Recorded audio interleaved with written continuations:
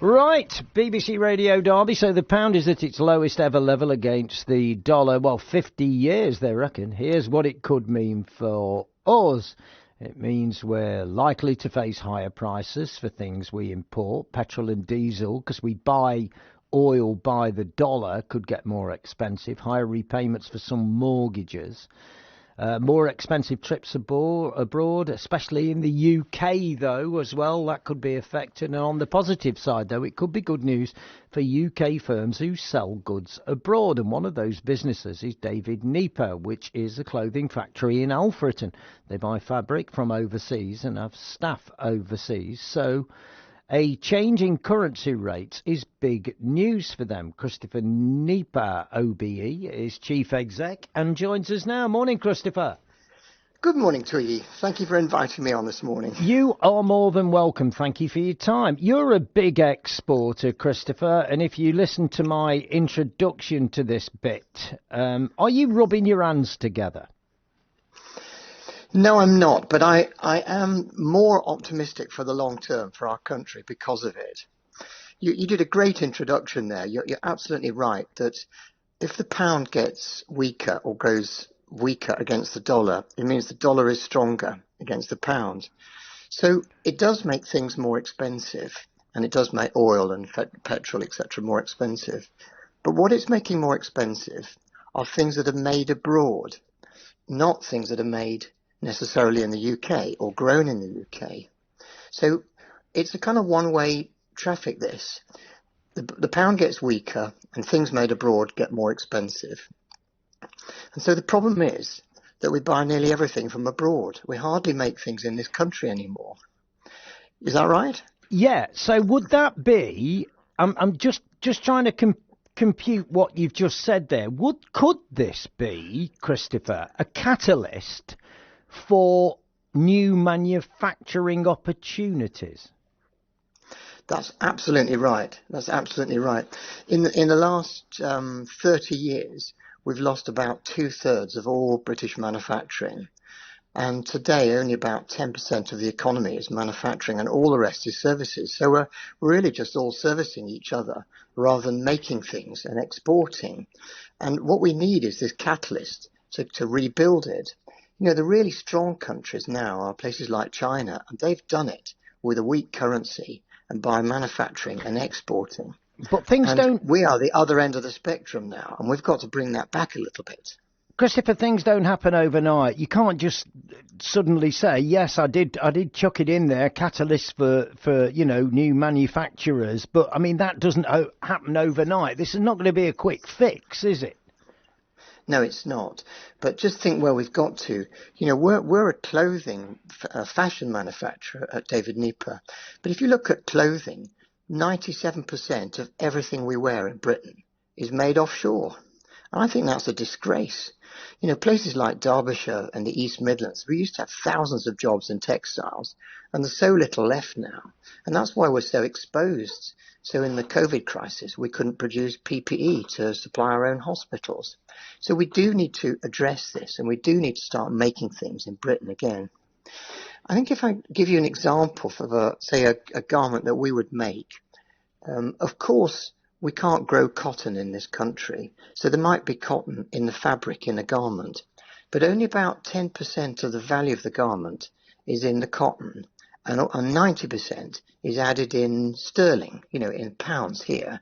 So if the pound gets a little bit weaker, yes, we'll pay a little bit more for that small element of the cotton, but the whole value of the garment is then worth more.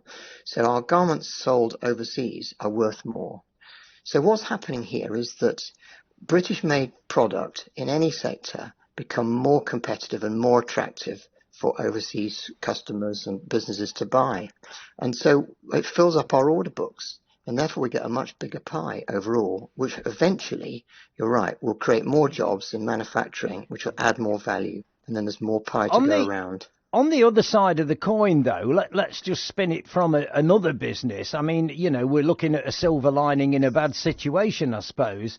But But for other businesses that do import, and that is their business, I was watching one on a news channel last night. They bring in these, these little miniature dinosaur things that are made. People collect them and for children.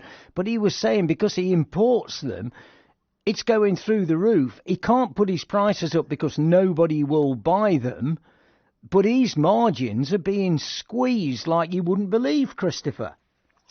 Exactly right. So he's got to start making them here. He's got to set up a small unit and start making them here. But the and then he can investment export for them out the that- other way. But he might not be in a position where he can fund that. That must be a huge undertaking. Well, it is. You're right, it is. And that's why we need incentives from the government to set up manufacturing and start making things. We've just got to, we've got ourselves in a position where the country is in debt, badly in debt, and we depend on buying almost everything from overseas. And we've got to gradually switch that back so that we get strength back into our country. And that's the way that actually wages will go up. Funnily enough, I didn't mention that, but with the pound getting weaker, that almost gives me the opportunity now to increase the wages for all our staff because it makes us more profitable. And that's good, isn't it?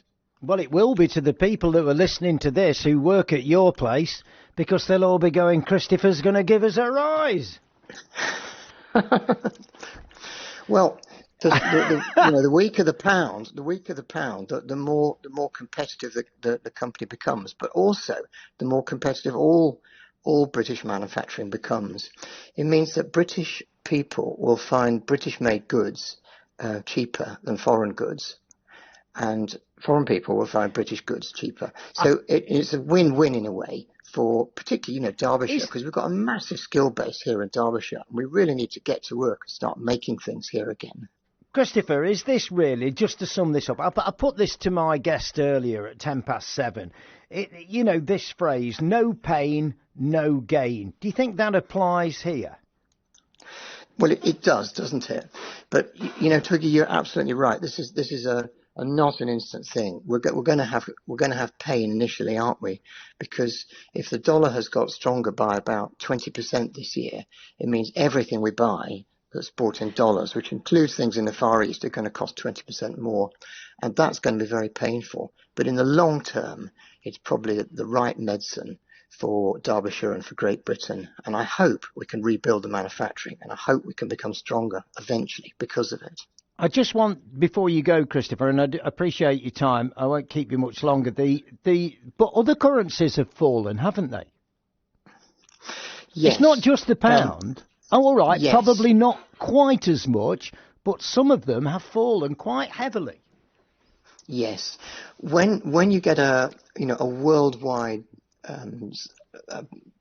sort of, not a worldwide recession or a worldwide fear or worldwide uncertainty, what happens is investors worldwide, they think, what on earth are we going to do with our money? What is the safest thing we can possibly do? And what they do is they usually buy dollars, or they buy gold, or they possibly buy Swiss francs. And those are called the world reserve currencies, which means that the pound has sunk, but also the euro has sunk against the dollar as well. So we're kind of sinking at the same speed, the pound and the euro. But it's still not a bad thing in the long term for us. Well, Christopher, that's where we are. I appreciate your time. I think to sum it up is don't import it, make it. That'll fix it.